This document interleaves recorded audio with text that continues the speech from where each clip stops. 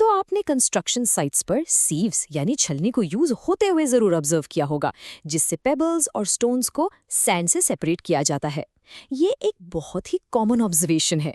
चलिए इसके पीछे का जो साइंटिफिक रीजन है ना, उसको आराम से एक्सप्लेन करते हैं। तो हम यहाँ क्या ऑब्जर्व कर रहे हैं?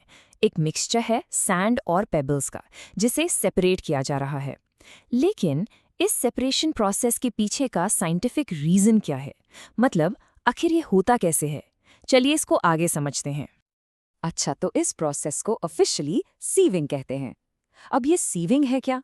ये एक ऐसा सेपरेशन प्रोसेस है जो मिक्सचर के सॉलिड कंपोनेंट्स को उनके पार्टिकल साइज में जो डिफरेंस होता है ना, उस प्रॉपर्टी को यूज करके सेपरेट करता है। तो यहाँ पर सबसे इंपॉर्टेंट फैक्टर क्या हुआ? बिल्कुल, पार्टिकल साइज। देखिए, हमारे इस एग्जाम्पल में दो कंपोनेंट्स हैं। एक तरफ है सैंड, जिसके पार्टिकल्स का साइज आप देख सकते हैं काफी छोटा है, और दूसरी तरफ है पेबल्स, जिनका पार्टिकल साइज काफी बड़ा है। तो इनके साइज का यही जो डिफरेंस है ना, यही सबसे इम्पॉर्टेंट फैक्टर है इस पूरे प्रोसेस में। अब जब इस मिक्सचर को एक सीव यानी छलनी से पास किया जाता है, तो उस सीव के स्पेशल स्ट्रक्चर की वजह से एक बहुत इंपॉर्टेंट चेंज ऑब्जर्व होता है। चलिए देखते हैं कि इस एक्शन का रिजल्ट क्या निकलता है। तो ये रहा रिजल्ट। देखिए, सीव के जो पोर्स हैं, मतलब जो छेद हैं, उनका साइज सैंड पार्टिकल्स से बड़ा होता है। इसीलिए सैंड तो आराम से नीचे पास हो जाता है। लेकिन वही पोर्स पेबल्स के साइज से छोटे होते हैं। इसका इफेक्ट क्या हुआ? इफेक्ट ये हुआ कि सारे पेबल्स ऊपर ही रिटेन हो जाते हैं, यानी रुक जाते हैं। तो फिर इसका कोर प्रिंसिपल क्या हुआ?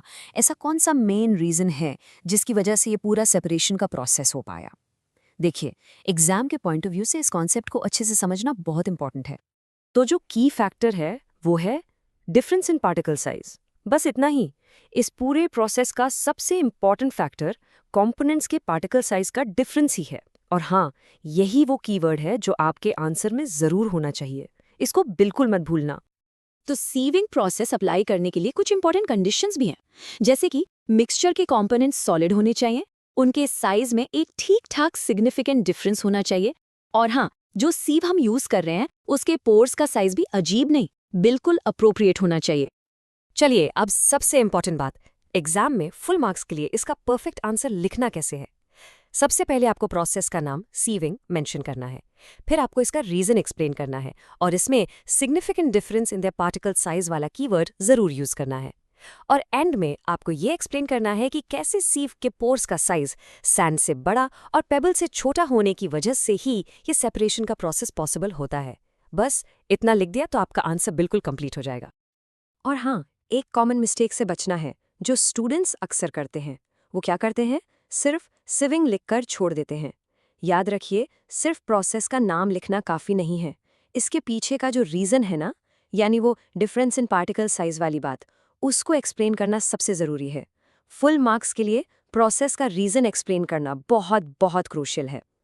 वी होप आपको वीडियो अच्छा लगा होगा और क्वेश्चन से रिलेटेड कॉन्सेप्ट्स क्रिस्टल क्लियर हो गए होंगे। Will see you in the next video. Till then, tata bye bye.